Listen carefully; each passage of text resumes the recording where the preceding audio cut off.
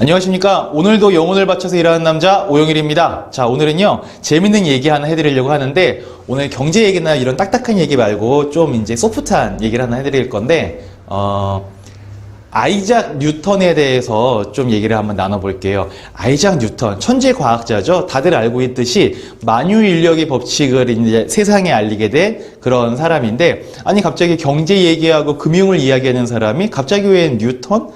이라고 생각할 수 있는데, 뉴턴을 얘기하는 이유는 뭐냐면요, 뉴턴이 우리가 알고 있는 사실 말고 또 다른 재밌는 일화가 한 가지가 있습니다. 그게 뭐냐면, 뉴턴이라는 사람이요, 주식 때문에 전 재산을 탕진을 하게 됩니다. 놀라운 사실이죠. 한 번도 못 들으셨던 얘기죠. 뉴턴이요, 주식 때문에 탕진을 하게 돼가지고 말미에는 되게 힘들게 여생을 보내게 되는데요. 왜 뉴턴이 주식을 시작하게 됐고 어떻게 해서 재산을 탕진하게 됐는지 그 일련의 과정을 짤막하게 좀 설명을 한번 드려볼게요. 이런 내용 알고 있으시면 사람들이랑 평상시에 이런저런 얘기할 때 약간 좀 뭐 상식적으로 알아두시면 재밌는 그런 소스가 되지 않을까 싶습니다.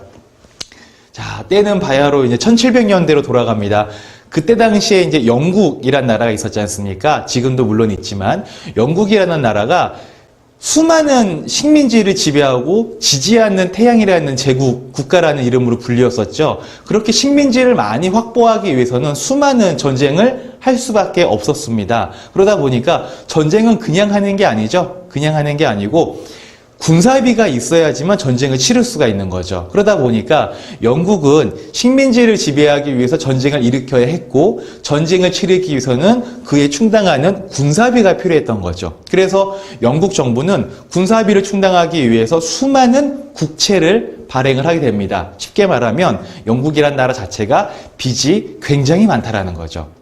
빚이 너무나 많기 때문에 이건 도저히 갚을 수 있는 엄두를 낼 수가 없을 정도로 너무나 많은 채권이 발행이 돼 있었고 빚에 쪼들리고 있었습니다.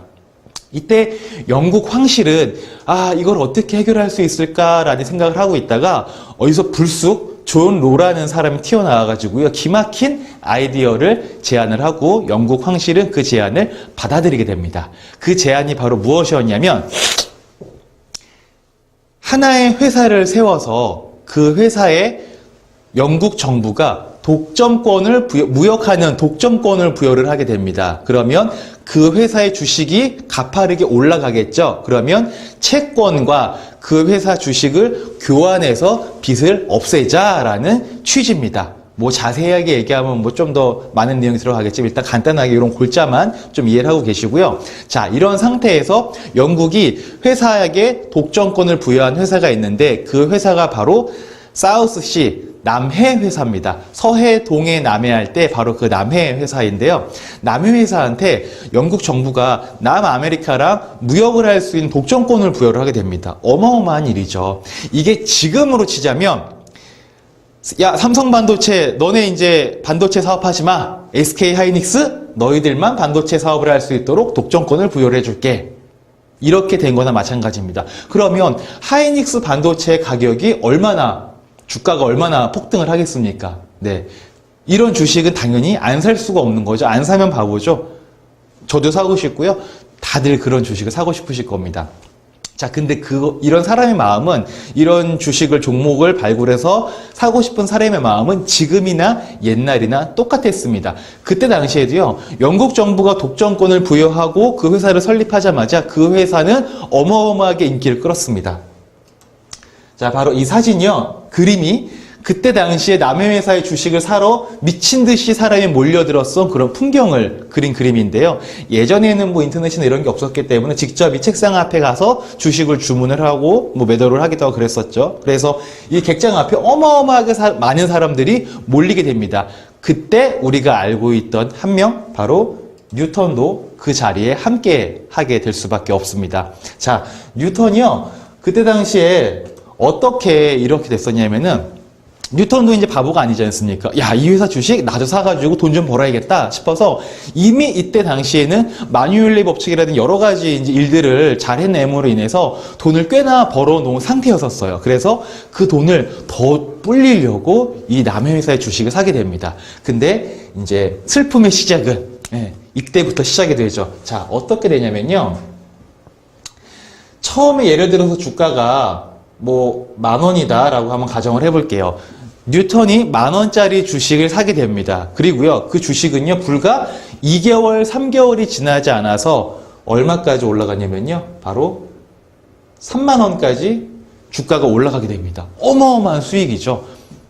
300%의 수익을 만들어낸 거지 않습니까? 불과 2개월, 3개월 만에. 지금 우리 어떻습니까? 적금 가입하러 가면은 1.8%니 1.9%니 그런 퍼센테이지를 얘기하고 작은 퍼센테이지를 얘기하고 투자 좀 하시는 분들, 펀드 하시는 분들은 10% 수익 냈다, 20% 수익 냈다. 또는 주식 하시는 분들은 나 오늘 30% 먹었어. 나 일주일 동안 50% 먹었잖아. 어마어마하게 대단한 것처럼 얘기를 하시죠. 네. 그런데 이거는 뭐 그에 비할 바가 아니죠. 불과 2달, 3달 만에 300%의 수익을 가져가게 됩니다. 자, 그런데 중요한 건 뭐냐면 투자를 좀 해보신 분들은 알겠지만 주가가 오른 건 기분 좋은 일이긴 하지만 그것만으로는 내가 좋은 게 아니에요. 왜냐하면 주식은 팔아야 내 돈이 되는 거지 않습니까? 그쵸? 안 팔면은 그건 아직은 내 돈이 아니라는 거죠. 팔아서 현금화를 시켜야지 내가 진짜 수익을 보게 되는 거죠. 그런데 우리의 뉴턴은 똑똑했습니다. 그래서 이렇게 주가가 오르니까 내가 10,000원에 투자했는데 30,000원까지 올라갔네? 벌써 내가 300%의 수익을 챙긴 거구나. 그러면서 이때 전략 매도를 하게 됩니다. 딱 팔고 나와서 현금화를 시켰어요. 너무 행복합니다. 예, 이게 우리의 일이라고 생각을 해보세요. 우리가 예를 들어서 1,000,000원 투자했는데 그 1,000,000원이 3,000,000원 돼 있는 거예요. 얼마나 해피합니까? 뉴턴도 굉장히 행복했습니다. 그런데 문제는 뭐였냐면 뉴턴이 주식을 팔았는데도 불구하고 그 다음에 주식은 하늘 높은 줄 모르고 쭉 올라가게 됩니다. 그래서 결국은 100,000원까지 주가가 올라갔습니다. 자, 이때 뉴턴의 마음이 어땠을까요? 분명히 뉴턴은 300%라는 어마어마한 수익을 달성을 했습니다. 그런데요, 주가가 더 올라간 거예요. 이때 당시 뉴턴은 수익을 받았기 때문에 행복했을까요? 아니면 짜증이 났을까요? 기분이 좋을 리가 없죠. 생각해보세요. 우리가 집을 갖고 있다가 이제 집을 팔았어요? 집을 예를 들어서 1억 주고 사가지고 3억 주고 팔았는데 몇 달 안 있어가지고 그 집값이 10억까지 올라간 거예요. 환장하죠. 좀만 있다가 팔걸. 좀 더 보유하고 있을 거라는 후회가 뒤통수를 치면서 잠이 안 올 겁니다. 어마어마하게 주가가 올라가 버린 거죠. 그때 뉴턴은 다시 한번 깨닫게 됩니다. 영국 정부가 부여한 독점권의 힘이라는 것이 어마어마한 것이구나 라고 생각을 하면서 전 재산을 이때 다시 올인해서 투자를 시작을 합니다. 이게 바로 이제 문제가 됐던 거죠. 자, 근데 재밌는 게 뭐냐면 이렇게 뉴턴이 다시 투자를 했는데 문제가 됐던 게 뭐냐면은 이 남의 회사 사우스시라는 회사는요, 남아메리카랑 무역을 하긴 하는데요, 돈이 안 되는 무역이었던 거, 노예 장사였던 거예요. 뭐 이렇게 좀 고급 사치품이라든지 고급 재화를 사고 팔고 하는 그런 무역이 아니었고요. 그냥 노예를 무역하는 것이었기 때문에 크게 수익이 없었다시피 했습니다. 그냥 주가가 올라간 것도 순전히 영국 정부가 독점권을 부여했다는 바로 그 사실 하나만으로 거품이 낀 거죠. 예. 근데 그 거품이라는 건 언젠가는 떨어질 수밖에 없고 꺼질 수밖에 없습니다. 그래서 사람들이 볼 때, 이 회사가 사실 거품만 끼었지 실제로 수익 내는 게 없구나. 남의 회사가 수익을 만들어서 배당을 해줘야 사람들이 그 회사의 주식을 계속 사고 팔고 하면서 주가가 올라갈 텐데 이거는 뭐 배당도 없고 수익도 없으니 굳이 살 필요가 없는 거죠. 그래서 사람들이 주식을 다시 팔기 시작을 합니다. 그랬더니 주가는 1년도 채 되지 않아서 곤두박질을 치게 됩니다. 그래서 뉴턴은 이때 들어갔다가 폭삭 망하면서 자신의 재산을 전부 탕진을 하게 됩니다.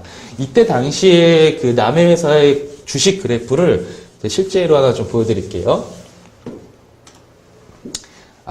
이게 바로 그때 사우스시 컴퍼니라는 회사의 이제 그 주가 그래프였는데 뉴턴이 이때 들어갑니다.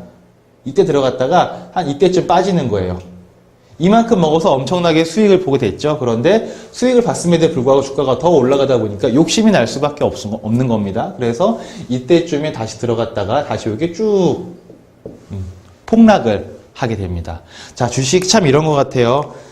분명히 수익을 봤음에도 불구하고 더 올라가게 됐을 때 자기의 그 상실감과 그 괴로움은 이루 말할 수가 없습니다.